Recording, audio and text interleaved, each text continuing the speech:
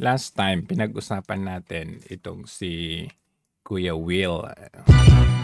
Ang title natin Maagang Nabulok. Ito naman si Attorney Jimmy Bundok. Kung yung isa maagang nabulok, ito maagang nahinog. Actually, kung titignan natin, sa unang tingin itong si Jimmy Bundok, parang ano siya parang totoy sa politika.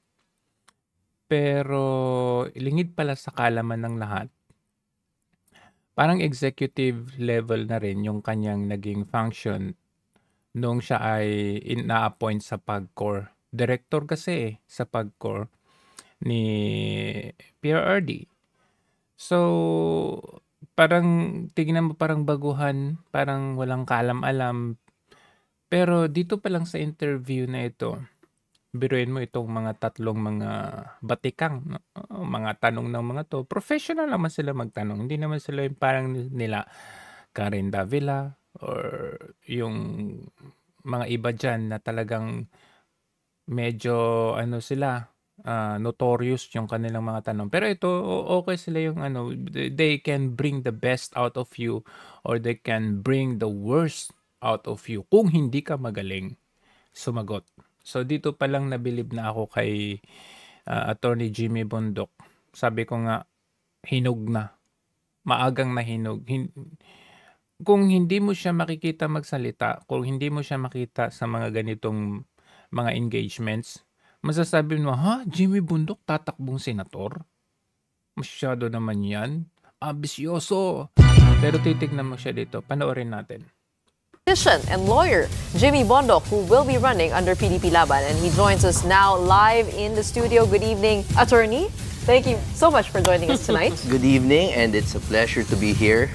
You know, I was just watching some of your promo ads, and I must say you have a beautiful show, and it's very comprehensive. Thank you for having me here. Thank you. So, nakita nyo di ba, lapit-lapit ng mic sa kanya, ayan lapit. Maririnig mo yung even hininga, just even a tiny fraction of breathing or even the tense or nervousness. Wala akong wala akong naramdaman na yung kabado siya. Very calm. Sabihin ko pala nga, attorney election na talaga. Let me be the one to start this conversation. Wait, just to on the lighter side before we get into your candidacy. Sure. We've always known you as Jimmy Bundok, the singer, and now you're a lawyer. Tell us all about that. What made you decide to study law, and have you always wanted to go into politics? Well, the short answer is my whole life talagang dalawa yung dalawa yung puso ko ay ika nga. One has always been more towards the medyo academe na side. I'm from the Ateneo. I was always in the honors class. I hope that's not pompous. A-boy daw to, A-boy. Well, yes, but it doesn't. Well, anyway. But I've always been an artist also. I was in theater and all that. But I was always the class president and all that. So, naglalaban yan. Naglalaban talaga yan. Hanggang sa pag-graduate ko, naglalaban yan. Papasok na ba ako sa trabaho? O kakanta na ba ako? But it was always slightly leaning towards the arts. But did you take up law because you knew there was a possibility of you running for office? No. Can I interject? Because I saw actually an interview. After you passed the bar, there was an interview from ABS-CBN, I think. And you said that because you had been appointed to PAGCOR and you served there under different positions, I believe, under the Duterte administration, it opened your eyes and it made you want to go into public service. Can you tell us about that direction, kumbaga, ng iyong career? Opo. Alam niyo po kasi when you enter real public service, yung plantilla, no? Kasi later na lang ako naging director. Wow, plantilla. Immediately, yung ganyang sagot, very intelligent yung sagot. Andun kagad Wala yung yung parang tatawa ka dahil hindi mo alam ano yung sagot mo Director But I was really a, kumbaga, working man. Utusan talaga ako doon. You will see that government really runs on laws. As in, it really runs on laws. Procurement, for example, and all that. And somewhere along the way, I was really just challenged to be better, to do better. Kasi parang feeling ko, hindi nag-a-apply dito yung mga natutunan ko sa pribadong sektor. I mean, the normal logic that you think would apply, like being efficient, SWOT analysis and all that. Optimizing and all that, streamlining, yeah, of course, all fantastic ideas. Pero once you're confronted with the laws, biglang, uy, bawal pala yun. Very spontaneous siya sumagot, ano. Pero I would like to emphasize yung sabi niya na katulong siya, parang, baga, andun siya sa sideline. Andun ito yung gobyerno, andito siya sa sideline. Kung nakikita niyo yung pasikot-sikot ng gobyerno, kung napanood ninyo yung sa Netflix, si Vince McMahon, yung may-ari ng WWE, yung Wrestling Federation. Kagabi lang kasi nanood ako noon eh. Siya, bilang anak, yung tatay niya kasi, talagang sikat na promoter noong araw. Pero yung wrestling company nila, regional, kumbaga regional yung pagkasikat mo, regional yung function noon. Halimbawa sa Pennsylvania ka lang, ganun. Pero dahil si Vince McMahon bilang anak, no, nandun siya parang katulong ng kanyang tatay, Vince McMahon Sr., siya si Vince McMahon Jr., nakikita niya yung pasikot-sikot bilang promoter. So, nung siya naman, parang hindi naman sa takeover, nung siya na yung sumunod, nakita niya kung paano pa mas paganahin, hindi lang by regional kundi national. Kaya naging sikat yung WWE or WWF because doon sa kanyang genius mind na hindi kailangan nating mag-upgrade hindi lang tayo regional. So, yun yung point dito na ni Attorney Jimmy Bundok. You started here, katulong, makikita mo yung pasikot-sikot, procurement, at kung ano-ano pa. Mas magiging maganda yung functional mo kasi na-experience mo at nakita mo first-hand yung mga pasikot-sikot at pangyayari, may corruption, okay ba itong politiko na to, hindi. So, para sa akin, mas okay ito bagong mukha talaga at with passion. And I just didn't want that impeding my intentions of being of service. Sorry, we're short on time, so I'm going to go straight into the hard questions. Bring up now the fact that you've been on the board of PAGCOR since September 2021, which means you were there during the heyday of the Pogos, right? So, yes. so Actually, at that time, yun yung medyo heavily challenged na yung Pogos at that but time. at that time, also, President Duterte was still defending Pogos. In fact, we remember a quote from him wherein he said, hindi naman masama. So, itong question kaagad na ito, very heavy to. Kasi controversial at this point in time. Para itanong sa kanya, kung ikaw hindi ka marunong sumagot, ewan ko na lang, pero eto. As well tax them. Now that all of these issues with Pogos have come to light, do you regret supporting Pogos? Because sitting on the board of PAGCOR, you had the power to do something then, right? Yeah, no, not at all. Kasi alam nyo yung Pogo, as I was saying in my Comelec interview, I'll say the same thing, masalimuot talaga yan. And you can't just polarize it parang either it's evil or it's not. It really depends on the climate, no? Yung sitwasyon. Will it favor the country to allow this now or not? And that's an executive and legislative prerogative talaga, no? Wow. Sabi ko nga nung naano ko, mga termino niya. Kasi on the spot to, impromptu to Kasi itong question na to, pwede ka nilang itatrap dito Paano ka sumagot dito sa Pogo? Siyempre, ito, align na sa Duterte to Kaya dapat, kung hindi maayos sumagot ang isang tao representing the Duterte, talagang, hindi, Duterte ka kasi. Pero ako, kung ilalagay ko yung sarili ko dito sa mga journals na nagtatanong, hindi ko siya, kahit na alam ko na Duterte siya, hindi ko maisipan na, hindi, bias siya Duterte siya Pero dito sa mga sagot niya. You know, the quick answer is, meron talagang sitwasyon na mas magandang pairalin yan because una sa lahat, ang pera na umiiral dyan na yung nagsusugal are foreign. Hindi yan dito nangyayari. Sa kabilang banda naman, Offshore. nagkakaroon ng social friction because ini-import natin yung mga call center, ika nga. So, you balance that, no? Sulit ba yung kinita natin? Because a lot of the contributions of PAGCOR to the social fund at that time really came from POGOs. It kind of really helped save us, no? Pero ngayon, sa klima ngayon, walang Pera, di ba? Pondo, one of the sources. Kung yun ang pagbabasehan natin, yung pondo, talagang malaking bagay ang POGO. pandemic, hindi kailangan ng mga sobrang ganong klaseng kita, maybe they saw it wiser to not operate it. Personally, and I will not evade, I'll give you my personal opinion. Personally sa akin, kung maayos yung patakbo niyan, it's very powerful. Just make sure that walang nagsusugal dito sa Pilipinas, tsaka walang social friction, meaning maybe we can isolate them in good communities. But that's not the plain issue here. There's also All the criminal crimes, all the activities crimes linked to them. Prostitution, the done torture. inside those Human POGO hubs. And also the threats to national security. Yes. Nasabi nyo noon sa isang statement na wala naman kayong report ng espionage, but ngayon nakikita natin sa hearings na mayroon tayong kaso na ni Alice Go, meron tayong Cassandra Ong, and all the linkages from the POGOs to these criminal syndicates. My question to you guys in earnest is, Binalikan.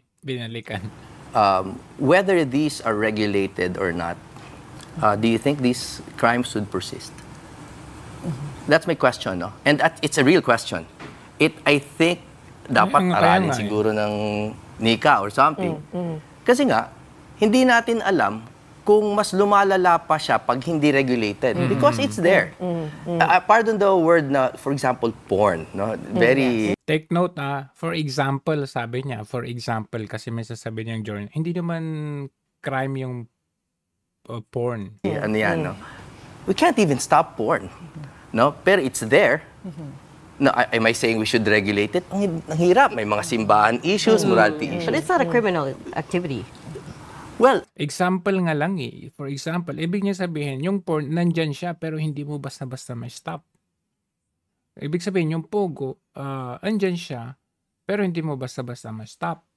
yeah, but its effects are the same, no? It erodes Example society. You having a purview of, from PAGCOR, do you think this administration will be able to stamp out, ban POGOs completely?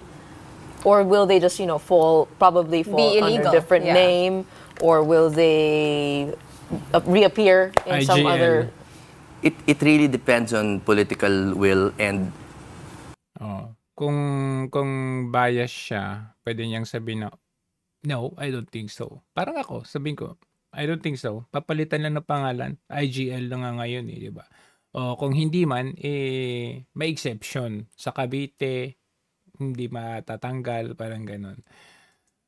alam nyo, kaya naman i-stamp out kahit ano kung tutukan talaga eh. But they have so many other things to focus on.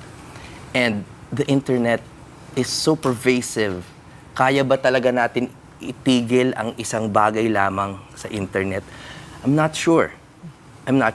But that doesn't mean I'm saying na, sige, illegal, gawin nyo na lang legal, i-regulate na lang natin. Hindi ko rin naman sinasabi yun. Like I said, it's a very executive and legislative prerogative. But they have to weigh everything. Pero kung magiging perfect ba yan?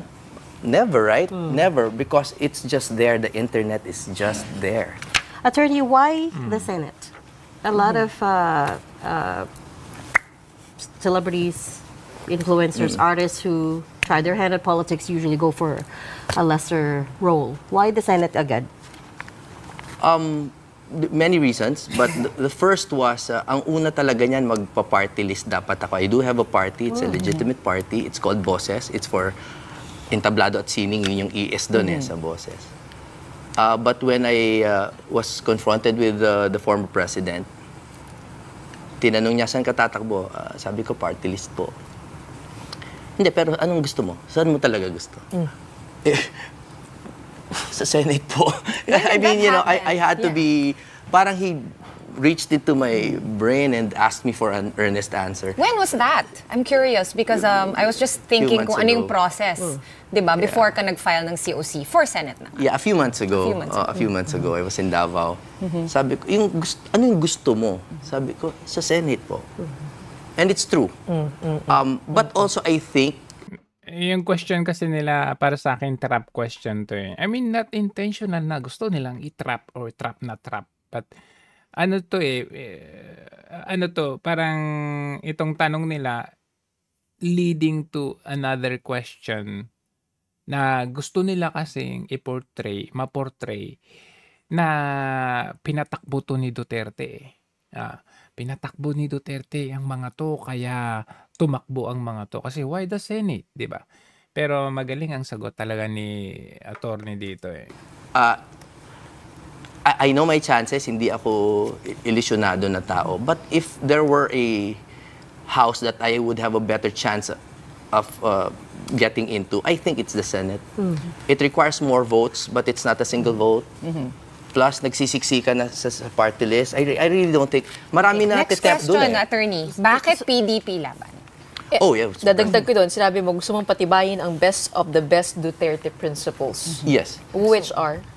Well, anti-corruption is really a big thing for me. Marami po tayong kritisismo laban sa dating Pangulo. But yung anti-corruption stance niya was very evident and very felt sa aming mga nasa ahensya. Sa labas po, alam ko naman, yung balita, alam ko naman lahat ng mga pinag-uusapan sa balita. Pero kasi nandun ako no? Nandun ako at I was also at the top position ng direktor ako ng isang nagre-regula ng sugal. No? At ni minsan po, walang hiningi sa amin na alanganin yung Pangulo. And that is first-hand knowledge. Ako yun Hindi ko yun kayang, I cannot make you believe that. I cannot make your viewers believe that. But I believe that. Walang hiningi sa amin, walang alanganin, hindi kami nakasuhan. We were able to get our clearances from the Ombudsman very quickly. But what about his drug war? Do you also align with his principles in the drug war? Well, yes. Hindi pa natapos sa corruption, pinasok na yung drug war eh. The short answer is yes. It wasn't perfect because there are always the scalawags and all that. And again, I know it's a long, protracted discussion. But yes. And I think the surveys also show that the Philippines really needed that kind of strong hand. No? Now, controversial, yes, absolutely. Pero again, first hand tayo pumunta. No? Sa neighborhood namin, nawala talaga yung mga buwisit. No? Kasi buwisit talaga That's Saan the po ba word kayo? for it Saan po ba kayo? Sa Cubao po ako. And now, to be quite frank, some of them are back. No? So, Hindi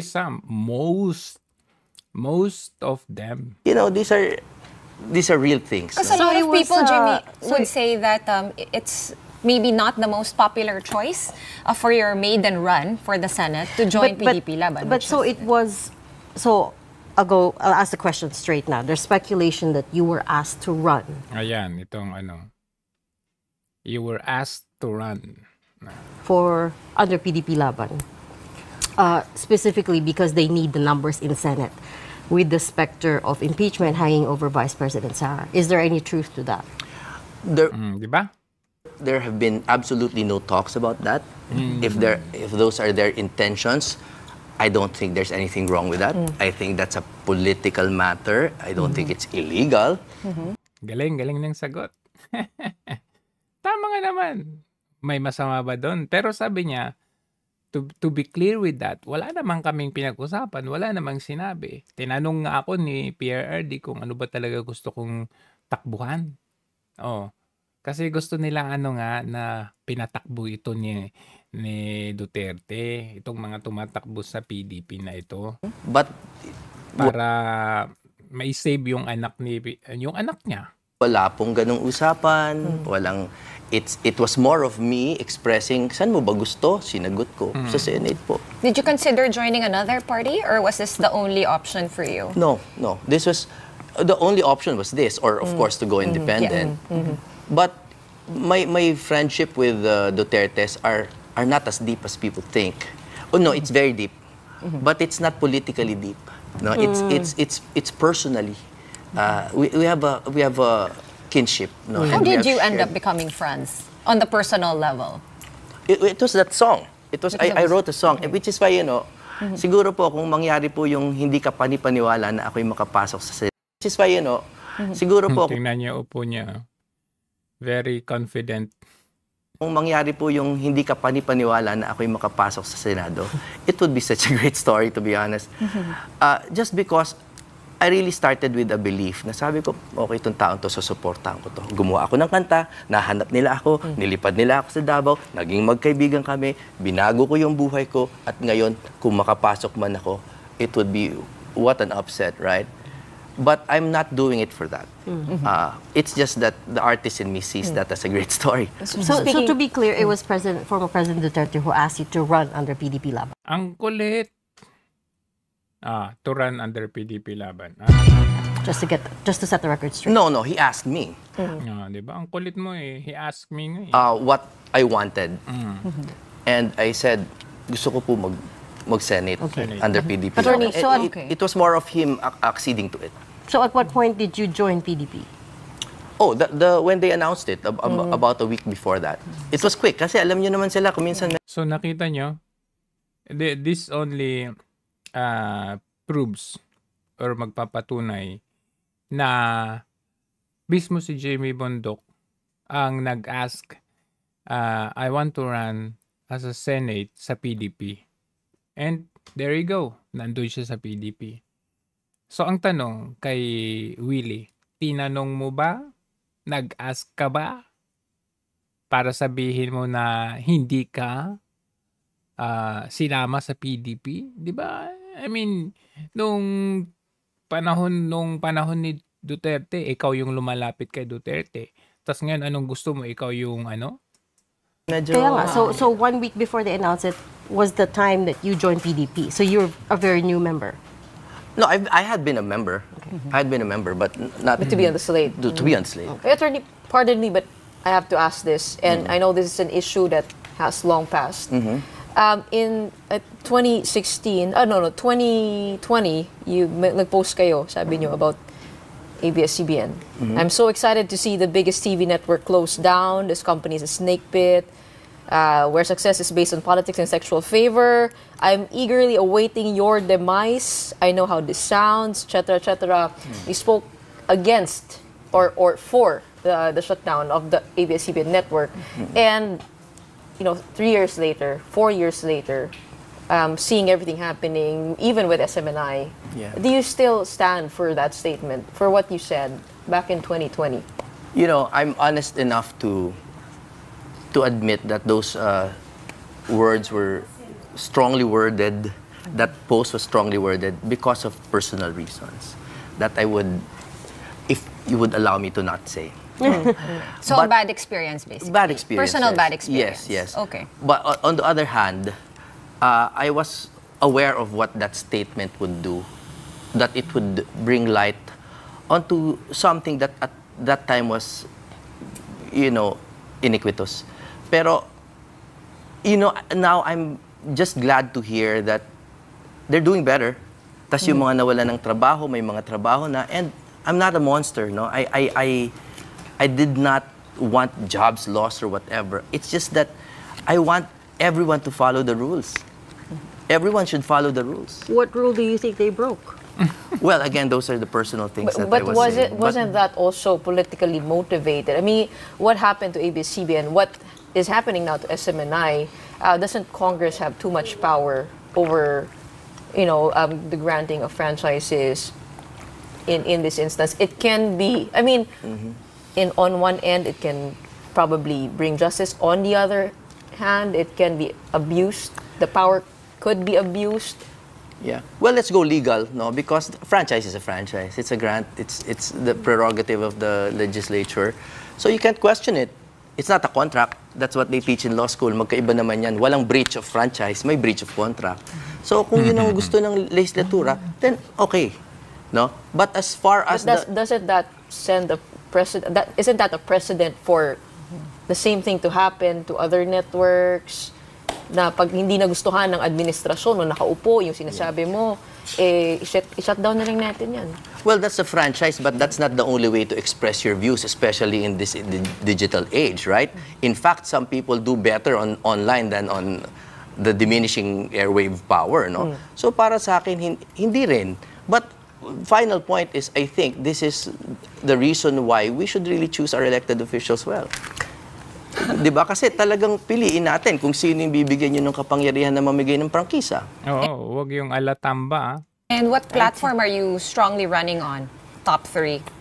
I've always been anti-corruption. I think it should be institutionalized. Kasi marami nalilito sa word na institutionalized, no? But kasi yung mga anti-corruption natin ng mga commission are by executive order. Ito, nagustuhan ko tong sagot niya. At least may alam siyang gagawin pag siya ay naging senador or even before, meron na siyang plataforma. Pakinggan natin at intindihin natin ito. Right. Kailangan Republic Act. Gumawa tayo ng independent talaga. All lawmakers. No. Bakit ikaw yung bakit nabubulol ka? That's a mouthful. All lawmakers before they get elected all say they're anti-corruption anyway, right? They all say they're anti-poor. But let's tweak the question a little bit. You're a lawyer now. What are your top legislative priority in Senate once you get Ayan. Ano yung bill mo? Ano yung batas gagawin mo? Ito magandang sagot. That's one, because I think there has What to be law a body. specifically? Yeah, there has to be a body, creation of a body through a Republic Act, hindi lang executive order, that cannot be instantly basta repealed lang by any batch kasi every 3 years nagpabago yan. Ano? It should have fiscal autonomy para talaga nakakapag-imbestiga siya. Yung PACC, magaling yon, pero pwedeng hindi sila mag-appoint doon, hindi nagagana yon. Tapos it's Ang point dito ni attorney na yung PACC is hindi siya Republic Act. Nakita nyo nung naging Pangulo itong si Bangag. Wala na yung PACC. So, asan na yung investigation sa against corruption? Presidential Anti-Corruption. Wala na. Commission, wala na. So, ang gusto niya gawing batas. Regardless kung sino maging Pangulo, magiging batas yan. Good. Wala pa nakaisip niyan. Baka nga, yung mga ibang senador, makakakuha sila ng idea sa kanya. It's merely recommendatory. Ito, dapat prosecutorial talaga, na kaya, talagang batas talaga, na mahirap basta-basta i-repeal kasi may fiscal autonomy. That's number one. Okay. No? Second bill. Second, well, bill. you know, if I were to choose, I have very specific proposals sa health. Marami nang nagte-take care sa health. Pero ako particularly, yung hospital detention. Kasi meron talaga mga nakukulong dahil di makapagbayad. And there is... So you're going to repeal that? No, actually amend it. RA 9439, there's something really unconstitutional with it. Pero iso-surprise ko nila sila. I don't want them to see me coming. Okay. Yes, tama. Kasi may gagaya niyan. May magkakaroon sila ng this is original from Jimmy Bondok. And the third is for music. What about music? Well, generally encourage treaties talaga so that we can use, you know, everyone uses the K-pop analogy, right? But totoo yun eh. Totoo yun eh. It's really government-backed. And we can really... Iyon ang problema sa music industry natin eh. Kanya-kanya. Kaya nakita ninyo yung mga ibang talents natin, ang nakakapag-discover, yung foreign, si Charis Pimpenko, si Ardel Pineda, sino mga nakadiscover ng mga yan? Mga foreigners. Meron tayo, ang dami natin mga talentadong sariling atin. But it's not, hindi back up ng gobyerno natin. Di ba? Actually, kahit nga sa sports yung sports pa lang natin, yung mga atleta natin, hindi masyadong heavily back up ng gobyerno. Yun yung problema sa atin. To be legislated, the music? Yes, absolutely. You can legislate that? I mean, what kind of treaties? Para malaanan ng pondo? No, you can Is that- laanan ng pondo and to create a commission. I know there's NCCA and all that, but I There's a think lot of the other musikero, agencies. I think the musikero community is unique. It has its own power, its own needs. No? Okay.